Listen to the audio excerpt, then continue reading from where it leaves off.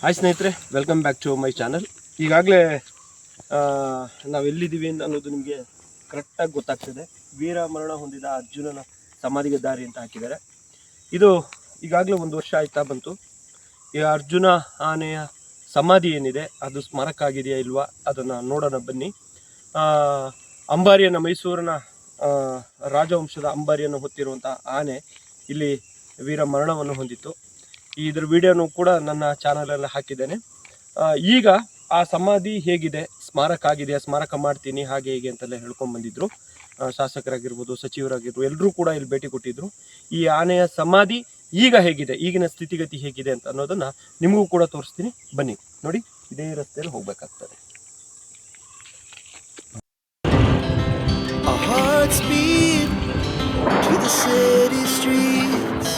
We began to feel the fire.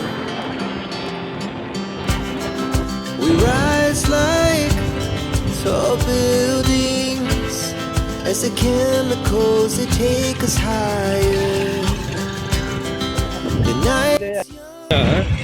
ಸ್ನೇಹಿತರೆ, ಇಲ್ಲಿ ಯಾವುದೇ ರೀತಿಯಾದಂತಹ ಜನಜಂಗುಳಿ ಯಾವುದೂ ಇಲ್ಲ. ಯಾಕಂದರೆ ಕಾಡಿನ ಮಧ್ಯದಲ್ಲಿ ಈ ಆನೆಯ ಸಮಾಧಿಯನ್ನು ಮಾಡಿದ್ದಾರೆ. ಇಲ್ಲಿ ಯಾವಾಗ ಎಕಡೆಯಿಂದ ಆನೆಗಳು ಬರ್ತವೆ ಅನ್ನೋ ಭಯದಿಂದನೇ ಹೋಗಬೇಕಾಗುತ್ತೆ. ಯಾರೇ ಬರೋದಾದರೂ ತುಂಬ ಎಚ್ಚರಿಕೆಯಿಂದ ಈ ಭಾಗಕ್ಕೆ ಬರಬೇಕು ಅಂತ ಹೇಳಲಿಕ್ಕೆ ಇಷ್ಟಪಡ್ತೀನಿ. ಬನ್ನಿ ನೋಡೋಣ. ನೋಡಿ, ಎಲ್ಲಿ ಆ ಕಡೆ ಯಾವಾಗ ಬೇಕಾದ್ರೆ ಬರ್ಬೋದು, ಯಾವ ಆನೆ ಬೇಕಾದ್ರೆ ಬರ್ಬೋದು. ಸೊ ಭಯದಿಲ್ಲ ಹೋಗ್ತಾ ಇರೋವಂಥದ್ದು. ಬನ್ನಿ ತೋರಿಸ್ತೇನೆ.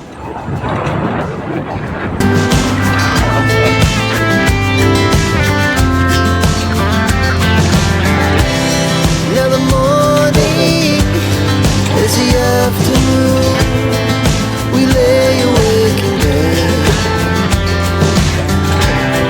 It laughs so loud as the hours pass. We're gonna do it all again. We wanna chase the night, wanna dance to the light. Pull stars from the sky, just two hearts running wild. Never sleep, never stop.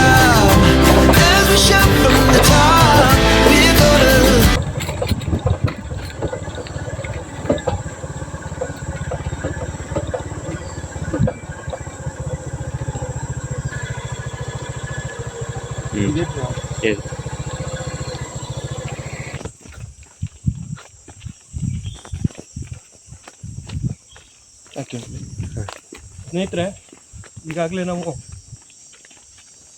ಈ ಜಾಗಕ್ಕೆ ಬಂದಿದ್ದೀವಿ. ಅರ್ಜುನ ಆನೆಯ ಸಮಾಧಿ ಇರುವಂಥ ಜಾಗ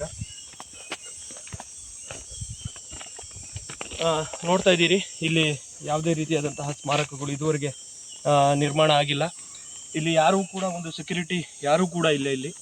so ಇಲ್ಲಿ ಭಯದಿಂದನೇ ಬರಬೇಕಾಗುತ್ತೆ, ತುಂಬ ಎಚ್ಚರಿಕೆಯಿಂದ ಬರಬೇಕಾಗುತ್ತೆ.